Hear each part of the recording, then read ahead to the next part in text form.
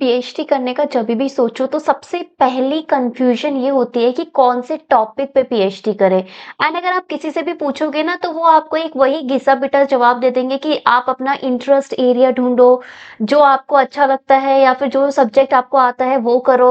And उसमें भी अगर वो ज्यादा से ज्यादा आपकी मदद कर देंगे तो वो ये बोल देंगे कि अच्छा यार आप अफ्रीकन स्टडीज में कर लो या फिर आप इंटरनेशनल रिलेशन की थ्योरीज पे कर लो, ये कर लो वो कर लो। तो थोड़ा-सा ना वो एरिया बताते हैं, बट हमारी प्रॉब्लम क्या होती है ना कि एरिया भी हमें थोड़ा बहुत पता होता है। इनफैक्ट हमें 2-3 एरियाज़ में थोड़ा-सा डाउट होता है, बट हमें क्या हेल्प चाहिए होती है कि हमें एग्ज़ैक्ट एक डायरेक्शन मिले कि कहाँ यार क्या मुझे एग्ज़ैक्ट टॉपिक मेरा क्या होना चाहिए। सो आज की इस वीडियो को आप एंड तक ज़रूर देखिए बिकॉज़ आज की इस वीडियो में मैं कवर करने वाली हूँ इंटरनेशनल रिलेशन से रिलेटेड मोस्ट प्रोबेबल टॉपिक्स। और ये टॉपिक्स को मैं 12 कैटेगरी में डिवाइड किया है, अलग-अलग 12 अलग-अलग कैटेगरीज़ है और उसके अंदर मैं अलग-अलग टॉपिक्स बताऊँगी और मैं आपको ये भी बताऊँगी कि जो टॉपिक्स है ना, उसमें ज़रा से जो शब्द है ना, उसका हेर-फेर करके कैसे आप कैसे आप अलग-अलग डायमेंशंस देख सकते हैं। इसका मतलब अगर कन्फ्यूज़्ड हो कि हाँ यार मुझे सिर्फ़ जैसे कि मोस्ट इम्पोर्टेंट जो इंटरनेशनल रिलेशन में अभी तक चीज़ें चल रही है वो है इंडो पैसिफिक कि इंडो पैसिफिक में मुझे काम करना है। हर कोई दूसरा व्यक्ति आपको जो मिलेगा वो बोलेगा यार मेरे को तो इंडो पैसिफिक में ना पीएचडी करनी है। बट व्हाट एग्जैक्टली उसमें क्या हो सकता है? सपोज मैं एक एग्जांपल ले लूं कि इंडो पैसिफिक में मैं क्या अलग 12 इंटू मतलब 12 नहीं, मैं क्या 30 अलग अलग टॉपिक बना सकती हूँ? बिल्कुल बना सकती हूँ। और इस आज की इस वीडियो में मैं वही आपको करके दिखाऊंगी। सो इस वीडियो को अभी से लाइक कर लीजिए, कमेंट जरूर कर देना जो भी आपकी क्वेरीज है। बीच बीच में आप मुझसे पूछते रहिएगा, सारे आंसर्स आपको मिलते रहेंगे। और अगर आपको पीएचडी से रिलेटेड कोई भी गाइडेंस की जरूरत है तो डेफिनेटली हमारा टेलीग्राम चैनल ज़रूर जॉइन कीजिए। बट उससे पहले मैं आपको बता दूं I am Preeti Bora and welcome to my channel discover study. और मैं एक और चीज़ बताना चाहूँगी कि मेरा जो बैकग्राउंड है ना, वो बिल्कुल भी सोशल साइंसेस वाला नहीं था। मैंने पहले बीटेक की, उसके बाद मैंने मास्टर्स की पॉलिटिकल साइंस में, बट अभी मैं कर रही हूँ पीएचडी जामिया से, ठीक है? जामिया मिलिया इस्लामिया वाला जामिया। और मेरा जो टॉपिक है वो भी इंटरनेशनल रिलेशन से ही रिलेटेड है, तो मैंने सोचा कि इस टॉपिक पे सबकी हेल्प करनी चाहिए। तो चलिए स्टार्ट करते हैं। जो हमारा पहला क्वेश्चन होता है कि किस टॉपिक में आपको पीएचडी करनी है, तो पहले ना मैं इस वीडियो को 2 पार्ट में कवर करूंगी। फर्स्ट पार्ट में मैं बताती हूँ कि क्या-क्या प्रोबेबल एरियाज हो सकते हैं, ठीक है? और फिर सेकंड पार्ट में हम देखते हैं कि इस एरियाज में कुछ ऐसे मैजिक वर्ड्स लगा के उसका पूरा मतलब कंटेक्स्ट कैसे चेंज कर सकते हो, उसको एग्जैक्ट टॉपिक में कैसे ला सकते हो जो हमारी मेजर प्रॉब्लम हो रही होती है और जो हम सबसे पूछ रहे होते हैं बट हमें कुछ आंसर मिल नहीं रहा होता है। तो सबसे पहला एरिया आता है जो कि एवरग्रीन होता है। जैसे कभी-कभार हम पीएचडी करते हैं ना, तो पीएचडी के टॉपिक ना हम जब ढूँढने की कोशिश करते हैं, हम चाहते हैं कि यार ऐसा टॉपिक चूज़ करें कि आगे जाके ना उस पे बहुत सारा रिसर्च हो रही हो, काम हो रहा हो, अभी चल रहा हो। अब ऐसा हम क्यों करते हैं? बिकॉज़ हमें सिर्फ पीएचडी नहीं करनी, पीएचडी के साथ-साथ हमें ये देखना है कि यार अभी लोगों की क्यूरियोसिटी क्या है, क्या प्रोजेक्ट्स क्या चल रहे हैं, हम अपना कंट्रीब्यूशन कैसे दे सकते हैं एंड मोस्ट इम्पोर्टेंटली पीएचडी के बाद यार जॉब अगर जिस एरियाज पे रिसर्च ज्यादा हो रही होगी, हमें पता है कि यार वहां पे जॉब के चांसेस ज्यादा होंगे।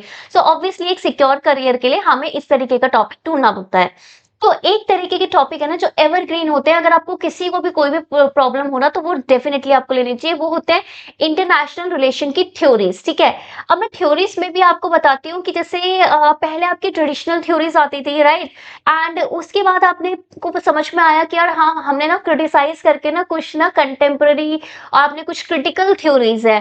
तो क्रिटिकल थ्योरीज का कंटेक्स्ट में आपका चीजें पूछी जा सकती है, जैसे आप कर सकते हो पीएचडी। जैसे critical theory of international relation, ये मैं सिर्फ एरियाज बता रही हूँ, अभी टॉपिक में इसको कैसे डालना है ये भी मैं समझाऊंगी, ठीक है? Critical theory of international relations आपने डाल दिया, ठीक है? A first topic, first area. Second आपका जैसे पोस्ट कॉलोनियल थ्योरीज है इंटरनेशनल रिलेशन की, वो पोस्ट कॉलोनियलिज्म या पोस्ट स्ट्रक्चरलिज्म, इस तरीके की जो थ्योरीज आती है ना वो बहुत इंपॉर्टेंट है।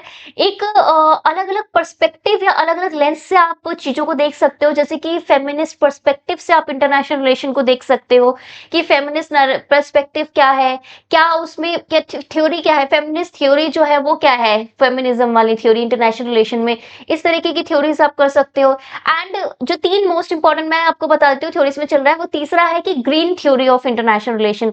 ग्रीन थ्योरी क्यों? क्योंकि environment, climate change, sustainable development goals, आपका क्लीन एनर्जी, हर जगह ना आपका यही चल रहा है कि यार रिन्यूएबल एनर्जी की तरफ जाओ, ऐसी चीजें अपनाओ जिसमें क्लाइमेट चेंज या क्लाइमेट हम सस्टेनेबल हमारी जिंदगी हो, आपका एसडीजीज पूरे हो जाए। हर एक कंट्रीज के बारे में काम करिए, तो इंटरनेशनल रिलेशन में उसका क्या कंटेक्स्ट है, थ्योरीज के जरिए हम ये कर सकते हैं, बिकॉज हम इकोलॉजिज्म से इसे कनेक्ट कर सकते हैं, इसे हम पोस्ट मॉडर्निज्म से भी कनेक्ट कर सकते हैं, राइट। और सोशल कंस्ट्रक्टिविज्म तो सभी को पता है कि एक बेस है इन सारी थ्योरीज के निकलने का, क्रिटिकल थ्योरीज के। सो थ्योरीज में मैंने 3 थ्योरीज आपको बोली है,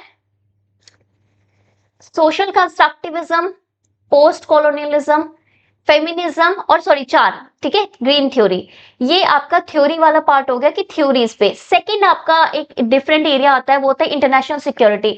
अब सभी को पता है कि इतना ज्यादा आपको वॉर वगैरह कॉन्फ्लिक्ट्स बढ़ रहे हैं, एंड ऐसे डायरेक्ट कॉन्फ्लिक्ट्स नहीं होते, आपके छोटे मोटे लॉ को लेके आपका कंसेंट नहीं हो रहा, एक कॉमन आपका चीजों में हम एग्री नहीं कर पा रहे, ये सब भी आपके बहुत सारे छोटे छोटे आपके ऐसा हो जाते हैं कि कंटेस्टेशन आपका का वो होता है। जरूरी नहीं है कि हम जाके वॉर कर रहे हैं, हम किसी से लड़ रहे हैं, ऐसा नहीं है। बट अगेन ये थोड़े थोड़े एरियाज हो जाते हैं कि लोग डिसएग्री कर रहे हैं, यानी कि पूरा वर्ल्ड सेम जगह में नहीं है। इंडो पैसिफिक में तो डेफिनेटली आपका नहीं है। हाँ, आप मेरे मुंह से बहुत बार इंडो पैसिफिक नाम सुनोगे, because it's my favourite topic, और मैं खुद इस पे पीएचडी कर रही हूँ, तो ठीक है। सो इंटरनेशनल सिक्योरिटी बहुत इंपॉर्टेंट है। तो इंटरनेशनल सिक्योरिटी आपका एक ब्रॉड एरिया आता है, उसके अंदर अगर मैं आपको बोलूं कि नया क्या चल रहा है, बिकॉज मेरा काम यहाँ पे नए अपडेट्स लेना है, तो वो है आपका साइबर सिक्योरिटी। ठीक है, साइबर सिक्योरिटी बहुत ही ज्यादा चल रहा है। सिक्योरिटी के कंटेक्स्ट में जो ग्रेट पावर का कंपटीशन है, इनफैक्ट थूसीडाइडस ट्रैप में जो हम फंसे हुए हैं अगले, ठीक है, वो सब बहुत चल रहा है। Then terrorism and counter terrorism security के कंटेक्स्ट में बहुत आ जाता है। नॉन ट्रेडिशनल आपकी क्या बोलते हैं सिक्योरिटी आ जाती है, न्यूक्लियर प्रोलिफरेशन आ जाता है। नेक्स्ट अगर मैं आपको एरियाज दिखाऊं तो वो है भाई पैसा, क्योंकि इंटरनेशनल कॉपरेशन सबसे ज्यादा आजकल डिपेंड होता है इकोनॉमी में, ट्रेड पे। तो इंटरनेशनल पॉलिटिकल इकोनॉमी के कंटेक्स्ट में अगर मैं बात करूं, तो आपका ग्लोबल फाइनेंस के बारे में आप बात सकते हो, पॉलिटिकल इकोनॉमी के बारे में आप बात कर सकते हो। इनफैक्ट पॉलिटिकल इकोनॉमी को आप और चीजों से जोड़ सकते हो। ठीक है, मैं अभी बताऊंगी कि मल्टी डिसिप्लिनरी टॉपिक कैसे ढूंढते हैं और कैसे इस टॉपिक को पूरा बताना है। अभी मैं एरियाज बता रही हूँ, ठीक है।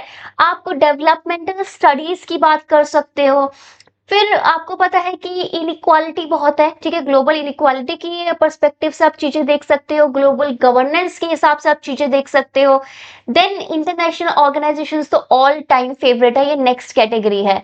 और उसमें भी आपको पता है इशू बेस्ड आप चीजें देख सकते हो, जैसे कि ह्यूमन राइट एक इशू है बहुत इंपॉर्टेंट, इन्वायरमेंट की गवर्नेंस एक इशू है, क्लाइमेट चेंज एक इशू है। इनफैक्ट अगर कोविड-19 आ गया तो आपको पता है हेल्थ पे कॉपरेशन बहुत ही एक इशू है। ठीक है, ये तो हो गई कि ब्रॉड और आपने टॉपिक क्या देखे। अच्छा, एक नेक्स्ट कैटेगरी आती है इंटरनेशनल रिलेशन में, वो है कि स्पेसिफिक एरिया स्टडी आप कैसे करो, कि यार ठीक है मेरे को अलग अलग एरिया बेस्ड स्टडी करनी है। तो हम क्या करते हैं ना कि ये सारी चीजें आपको करनी है, लेकिन एरिया के कंटेक्स्ट में। जैसे कि अगर आपने एशिया को लिया, तो एशिया में आपको सबसे ज्यादा क्या लिखता है, एशिया में जो सबसे ज्यादा चीजें है, एक आप देखते हो कि यार मिडल ईस्ट पे चीजें आप बहुत ज्यादा देखोगे, राइट। फिर आप क्या देखोगे कि यार राइज ऑफ चाइना आप बहुत ज्यादा देखोगे। फिर देखोगे इंडिया चाइना का रिलेशन बहुत ज्यादा चल रहा है। और साउथ ईस्ट एशियन कंट्रीज का जो अलग से आप देखोगे कि उनका कॉपरेशन, उनकी सिक्योरिटी, ठीक है, उनका अगर मैं बात करूं फ्रीडम ऑफ नेविगेशन के कंटेक्स्ट में मैं बात करूं, तो वो वाला चीज आप देख सकते हो। देन अगर मैं यूरोप में, अगर मैं आप मुझसे पूछोगे कि न्यू, अगर आपको कुछ टॉपिक मुझे आपको बताना है, तो न्यू टॉपिक में आप लिख सकते हो कि रशिया यूक्रेन कॉन्फ्लिक्ट के कंटेक्स्ट में आप बात कर सकते हो। ऊपर से पॉपुलिज्म का rise of populism in Europe आप बात कर सकते हो। उसके बाद आप यूरोपियन नेशनलिज्म, यूरोपियन आइडेंटिटी की आप बात कर सकते हो। ठीक है, ईयू का इंटीग्रेशन तो थोड़ा पुराना हो गया, ठीक है, वो मैं डेफिनेटली वो नहीं बोलूंगी। मिडल ईस्ट मैंने अलग से थोड़ा एरिया में मिडल ईस्ट अलग से कवर करने की आपको बात करूंगी।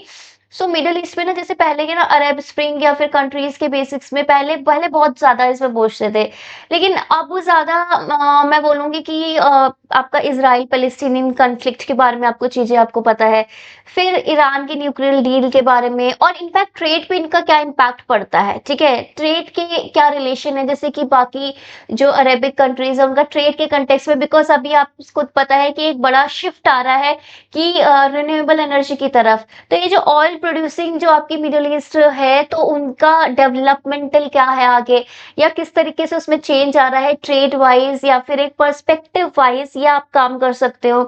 देन आप काम कर सकते हो, सेक्टेरियनिज्म एक बड़ा इशू है। अफ्रीका में आप काम कर सकते हो, अफ्रीका वाला जो एरिया है उसमें आप काम कर सकते हो कि चाइनीज इन्फ्लुएंस क्या है अफ्रीका में, अफ्रीकन इंटीग्रेशन पे काम कर सकते हो, स्मॉल आइलैंड नेशंस पे काम कर सकते हो, ठीक है, बिकॉज स्मॉल आइलैंड जो डेवलपिंग स्टेट्स है ना, वो अपनी पावर प्रोजेक्शन कुछ और तरीके से कर रही है और बहुत ही अच्छा जा रहा है, तो उस पर आप काम कर सकते हो। और अफ्रीकन पॉवर्टी, ठीक है, इस पे बात कर सकते हो, अफ्रीका के कंटेक्स्ट में सस्टेनेबल डेवलपमेंट पे बात कर सकते हो। ये मैं नए नए एरियाज बता रही हूँ, इसके अलावा मतलब ऐसा नहीं है कि ये सब पुराने हैं, ये सारा नया है, ठीक है। फिर अगर मैं लैटिन अमेरिका की बात करूँ तो वहां पे आप बात कर सकते हो कि लेफ्ट विंग पॉपुलिज्म, ये थोड़ा पुराना हो गया बट इतना नहीं है, बट क्लाइमेट चेंज और इन्वायरमेंटल इश्यूज पे डेफिनेटली बात कर सकते हो, और उसको आप कोरिलेट भी कर सकते हो बिकॉज उधर चिले और अर्जेंटीना की बहुत लंबी बाउंड्री है, तो मतलब उधर क्या है कि उधर किस तरीके से वो ट्रेड करते हैं, स्पेशली ब्लू इकोनॉमी में कैसे काम करते हैं, तो उसको आप अपनी कंट्री के कंटेक्स्ट में देख सकते हो, वो बहुत ही इंपॉर्टेंट रहेगा। इवन क्लाइमेट चेंज और इन्वायरमेंटल इश्यूज वहां पे आप काम कर सकते हो बिकॉज उधर इन्वायरमेंटल इश्यूज का बहुत है। यूएस लैटिन अमेरिका का रिलेशंस तो डेफिनेटली बहुत मतलब ठीक है, कुछ नया नहीं है, इसलिए मैं ज्यादा बोल नहीं रही हूँ, बट मैंने इस वीडियो में ये था कि मेरे को नए नए टॉपिक ही मुझे कवर करने हैं। ये तो हो गया कि यार ठीक है, मैंने ब्रॉड टॉपिक बता दिए। अब कुछ ऐसे टॉपिक होते हैं, कुछ ऐसे एरियाज होते हैं कि आपके ना इंटरडिसिप्लिनरी होते हैं कि यार जरूरी नहीं है कि मुझे इकोनॉमिक्स की बात करनी है, जरूरी नहीं है मुझे पॉलिटिक्स की बात करनी है, मुझे दोनों का मिक्सचर भी हो सकता है, ठीक है, दोनों का आप मिक्सचर पे बात कर सकते हो। एक मिनट, ठीक है, जैसे कि साइंस एंड टेक्नोलॉजी पे आप बात कर सकते हो कि किस तरीके से स्टडी में बात कर रहे हैं, डिप्लोमेसी किस तरीके से हो रही है, स्पेस डिप्लोमेसी कैसी हो रही है, इस पे बात कर सकते हो। इवन आप बात कर सकते हो क्या बोलते हैं, साइबर जो स्पेस है, उस साइबर सिक्योरिटी, उसके बारे में एआई को किस तरीके से आप पॉलिटिक्स में कैसे कोलैबोरेशन कर सकते हो, ये बहुत ही अच्छा टॉपिक है, बहुत ही इंपॉर्टेंट आपका रहने वाला है बिकॉज एआई के बारे में हर कोई क्वेश्चन कर रहा है, और international global partnership for AI definitely आपका हुआ था पिछले साल, इंडिया में ही हुआ था बिकॉज मैंने भी अटेंड किया था, राइट। तो ये सब चीजें हैं जो आप इंटरडिसिप्लिनरी कर सकते हो, जैसे कि लाइफ साइंसेस की इंपॉर्टेंस आपको पता ही है after Covid, and bio security, bio terrorism सबने सुना ही है, ठीक है, इस पे बात कर सकते हो। देन कल्चरल डिप्लोमेसी, कल्चरल आपका पावर पे बात कर सकते हो, सॉफ्ट पावर पे बात कर सकते हो, कल्चरल एक्सचेंज क्या है, आइडेंटिटी क्या है, ठीक है, वो सोशियोलॉजी और पॉलिटिक्स का एक इंटीग्रेशन आप कर सकते हो।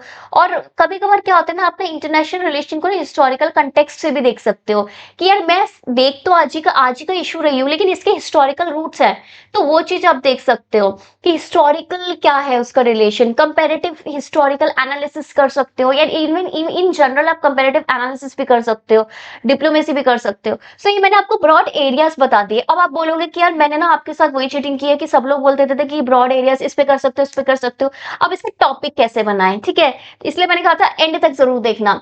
सो देखिए, कुछ इंपॉर्टेंट शब्द होते हैं, ठीक है, कुछ मैजिकल वर्ड्स होते हैं, जैसे कि आपको बता दिया कि इंडिया स्पेस डिप्लोमेसी, ठीक है, अगर आपने बोला कि यार मुझे स्पेस डिप्लोमेसी पे बात करनी है, तो मैं इनको इसको टॉपिक कैसे बनाऊं, इंडिया स्पेस डिप्लोमेसी, ठीक है, आपको क्या करना पड़ता है, जो टॉपिक होता है ना, उसमें आपको बताना पड़ता है कि आप कर क्या रहे हो, फर्स्ट आप कर क्या रहे हो, दूसरा आपको बताना पड़ता है कि किसके पर्सपेक्टिव से कर रहे हो, इंडिया के पर्सपेक्टिव से कर रहे हो, किसी फलाना XYZ कंट्री के पर्सपेक्टिव से कर रहे हो, फिर आपको ये बताना पड़ता है यार किस तरीके की स्टडी है, कंपेरेटिव स्टडी है, केस स्टडी है, क्या कंटेक्स्ट क्या है, वो आपको बताना पड़ता है, last but not the least आपको टाइमलाइन बतानी पड़ती है। तो ये 4 मैजिकल शब्दों को अरेंज कर दो तो वो बन जाएगा आपका टॉपिक, ठीक है, और टॉपिक और कुछ नहीं है, बहुत इजी चीज है। सपोज मैंने बोला कि मैं कल्चरल डिप्लोमेसी की बात कर रही हूँ या मैं स्पेस डिप्लोमेसी की बात कर रही हूँ, ठीक है, तो मैंने लिखा कि इंडिया स्पेस डिप्लोमेसी, ठीक है। अब आपको क्या करना पड़ेगा, कंटेक्स्ट, किसके कंटेक्स्ट में, कोई ना कोई मेरे को एरिया देखना पड़ेगा, ठीक है, इंडिया स्पेस डिप्लोमेसी किसके कंटेक्स्ट में, ठीक है? तो आप लिख देंगे India space diplomacy with Japan, या फिर आपका in the context of India Japanese relation, या फिर इंडिया से, इस तरीके से आप कोई पोजीशन लिख सकते हो। और फिर ऐसे कॉलन डॉट डॉट डाल के case study of, comparative study of, ठीक है? इस तरीके से आप काम कर सकते हो। दिस एंड दिस, ठीक है? फिर फ्रॉम टाइमलाइन, ठीक है? टाइमलाइन का मैं बोलूंगी कि ज्यादा लंबी टाइमलाइन मत लो। टाइमलाइन को चुनना भी बहुत एक आर्ट है, ठीक है? ये सब आपको करके एक अच्छा सा आपको टॉपिक मिल जाएगा। सो आपको बस इसी तरीके से काम करना है, कुछ भी हार्ड साइंस नहीं है, बहुत ही सिंपल है। एंड अगर आपको ये चाहिए कि मैं आपको एग्जैक्ट, अगर ठीक है, अब आप एक काम करिएगा, जो जो टॉपिक मैंने आपको, जो जो एरियाज बताए हैं ना, वो मुझे बताइएगा। आप कमेंट कीजिए वो सारे एरियाज में से आपका इंटरेस्ट किस में है, ए। फिर आप मुझे बताइए अपने इंटरेस्ट के बाद आपका एरिया, मतलब कोई कोई कौन सा, मतलब कंट्री में कहाँ पे आपको इंटरेस्ट है, वो भी आप लिख दीजिएगा। 2 चीजें आप कमेंट कीजिए, मैं आपको उसके हिसाब से आपका टॉपिक बना के देती हूँ, ठीक है?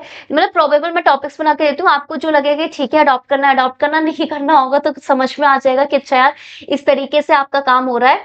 एंड एक और चीज, हम डिस्कवर स्टडी की ऐप डाउनलोड कर लीजिएगा।